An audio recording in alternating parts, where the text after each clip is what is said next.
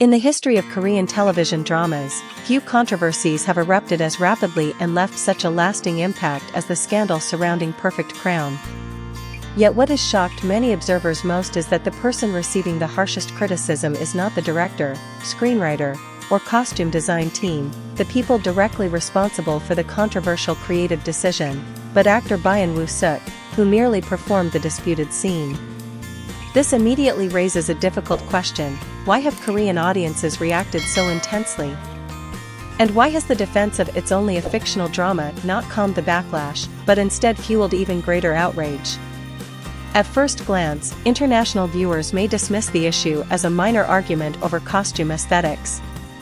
A ceremonial crown with 9 hanging strands worn during the coronation scene of Leon, played by Byeon Woo Seok, suddenly became the center of nationwide criticism. But in reality, this controversy was never merely about a crown. Behind the explosive reaction from Korean netizens lies an extremely sensitive layer of historical symbolism. During the Joseon dynasty, the Korean peninsula existed within an East Asian political order in which China occupied the dominant central position. Under ceremonial dress regulations of the time, Korean kings wore crowns with 9 strands, while Chinese emperors wore 12 strands, symbolizing supreme imperial authority. This means the crown represented more than royal fashion or rank; it reflected political hierarchy and a nation's position within a historical power structure. And this is precisely why Perfect Crown crossed into dangerous territory for Korean public sentiment.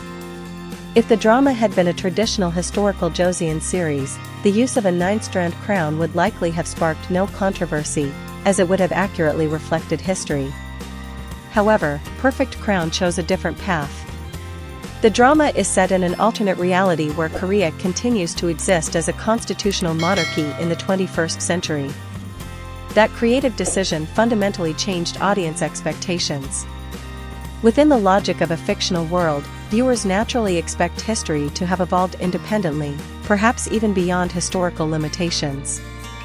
A fictional Korean empire of the 21st century would be expected to display stronger and more autonomous symbols of sovereignty rather than reusing imagery associated with a past many perceive as politically subordinate.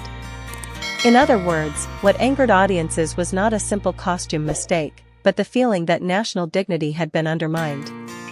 When a fictional drama unconsciously revives symbols linked to historical dependence, many viewers interpret it as a failure of historical awareness and cultural sensitivity. This is exactly why the argument that "it's just fiction" collapsed so quickly. Korean netizens responded with a symbolic but pointed question: if the drama is fictional, why not imagine a fully independent Korea whose monarch wears a 12-strand crown, a symbol of supreme sovereignty? Why construct an alternate future while still preserving reminders of what many see as an unequal historical relationship? That question significantly weakened many of the defenses surrounding the show. Some fans attempted to justify Perfect Crown by pointing to other Korean dramas featuring kings wearing 9-strand crowns. However, most of those examples came from productions set during the Joseon era, where such imagery was historically accurate.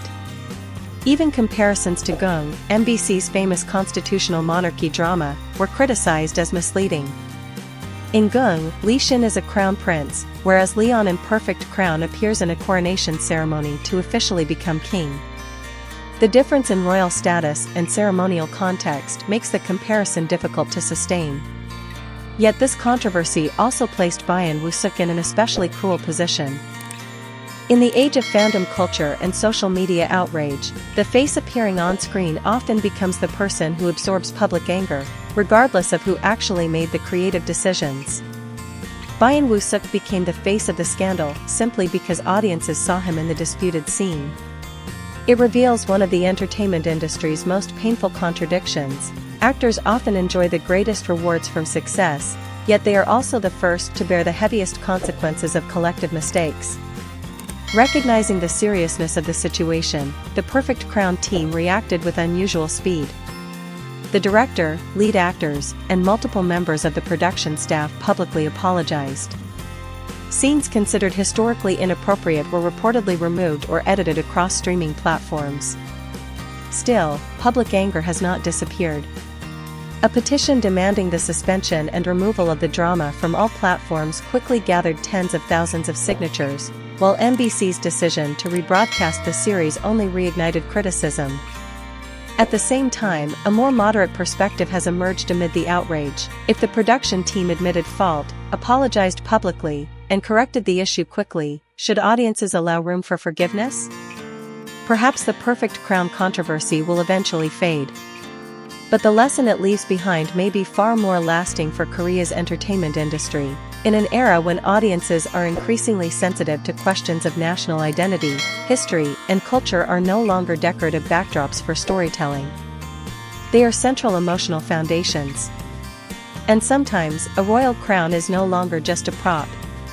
It becomes a symbol of historical memory, national pride, and even a cultural flashpoint powerful enough to engulf an entire production team.